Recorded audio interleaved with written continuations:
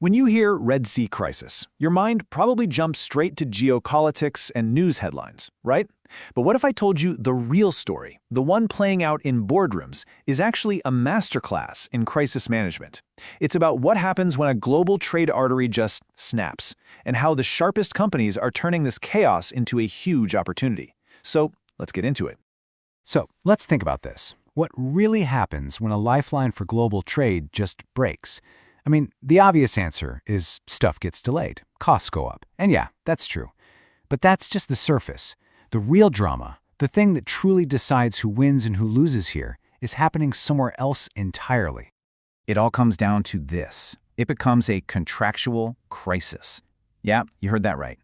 All of a sudden, every single piece of paper, every supplier agreement, every delivery promise, that fine print is suddenly under a massive microscope. It's the ultimate stress test. And you know who the emergency first responders are in this situation? It's the procurement and sourcing teams. They're the ones on the front lines. Okay, so to really get a handle on this contractual mess, we've got to look at a map. For decades, global trade has had this amazing superhighway, right? A smooth, fast corridor. But then, almost overnight, that superhighway just vanished.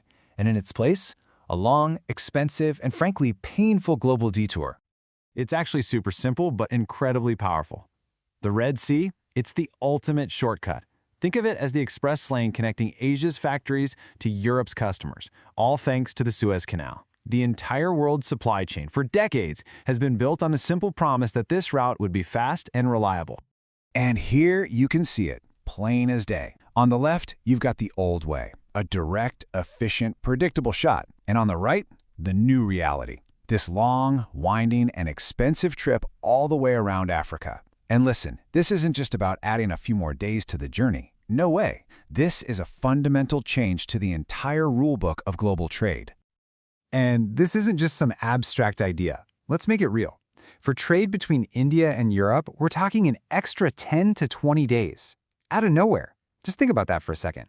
Imagine your business runs on a razor-thin schedule, and suddenly, 2 to 3 weeks just get tacked onto every shipment. It's chaos. Okay, so that delay, it creates this massive shockwave. And now we're going to see how that wave slammed into a huge economy like India's. Because for them, this wasn't just a logistics headache. Nope, it mushroomed into a massive sourcing crisis, putting some of their biggest and best companies under incredible pressure. And the hit to Indian businesses was instant, and it was brutal. I'm talking promises to customers, suddenly impossible to keep, shipping costs skyrocketing, and those penalties for being late, they became a very, very real threat almost overnight. Now check this out, because this is fascinating. This problem wasn't just for, one type of company. It was everywhere. You've got Tata Motors and the auto world, unable to meet delivery promises. You've got Reliance and petrochemicals getting hammered by unpredictable freight costs. And look at Maruti Suzuki. Their super efficient, just-in-time production lines literally just stopped. Everybody got hit. Okay, but here's where the story takes a really interesting turn. We've talked a lot about the problem, but now we're going to talk about the solution. Because Indian procurement teams, they didn't just sit there and take the hit. Not at all. They fought back with a brilliant, clear strategy. What we're about to go through is their playbook, how they took total chaos and wrestled it back into control. So what was their secret? It came down to pulling 4 specific, really powerful levers. We're talking about digging deep into their contracts, totally rethinking who carries the financial risk, ripping up old timelines, and stress testing their legal safety nets. Let's break down exactly what they did one by one. All right, lever number 1, renegotiating something called Incoterms. Now, that sounds like a bunch of legal jargon, but it's basically the rules that say who's responsible for what and when. The big move here was going back to everyone, suppliers, customers, and asking a simple, crucial question. Okay, with this crazy new route, who is on the hook for the extra risk and the extra cost? Getting that down in black and white was absolutely step 1. The second lever, this was a huge shift in thinking.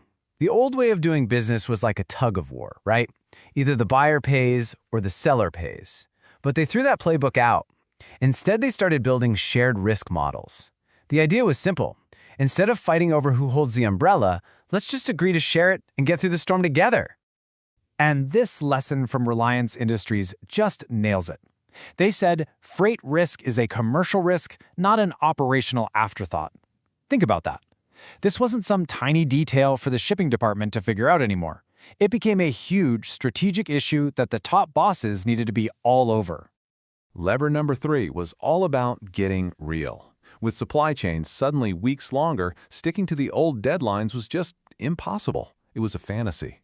So the smart move was to go back to everyone in the chain, suppliers and customers alike, and just rewrite the rules. They had to reset expectations to fit the world as it was, not as they wished it was. And Maruti Suzuki's story here is such a powerful example. You know, their whole business is built on this super efficient just-in-time system where parts arrive right when they're needed. It's beautiful when it works. But this crisis showed how fragile that is. It proved that if you only focus on efficiency and you don't build in a backup plan, some resilience, your greatest strength can become your biggest liability in a heartbeat. And that brings us to the last lever, force majeure. You know, that's the get-out-of-jail-free clause in a contract for things you can't control, like an act of God. But teams had to ask themselves a really tough question. Does our clause actually cover something like this? And for a lot of them, the answer was a scary no. This whole crisis basically became a live-fire stress test for their contracts, and it showed them exactly where the legal language was weak and needed to be beefed up for next time. So, when you pull back and look at the whole picture, what's the big takeaway? It's this. The Red Sea crisis has completely upended how smart companies think about sourcing. That old obsession with being the fastest and the cheapest, it's being replaced by a new, much more important goal, being resilient. This crisis really exposed a critical truth, one we can't ignore. For years and years, the name of the game in procurement was efficiency, efficiency, efficiency. Squeeze every penny, save every hour. But what we learned is that contracts designed for a perfect world are incredibly brittle. They're like glass. And the second they hit a real-world problem, they just shatter. And you can see that shift in thinking right here. The old mindset, on the left, it was all about fixed costs, just-in-time delivery, rigid contracts. It was about building a system that was stiff and couldn't bend. But the new mindset, the one designed for resilience, it's all about sharing risk, collaborating with suppliers, and having flexible contracts. It's about building something that can bend in a storm, not just break. So here's the bottom line. In the crazy, unpredictable world we live in now, winning isn't about having the absolute cheapest contract anymore. Not at all. It's about being agile.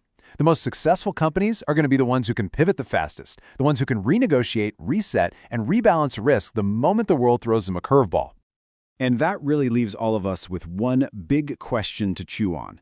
Take a hard look at your own strategy, at your own contracts. Are they built for the world we wish we lived in, that stable, predictable world of the past? Or are they truly built for the world as it is right now, dynamic, chaotic, and always changing?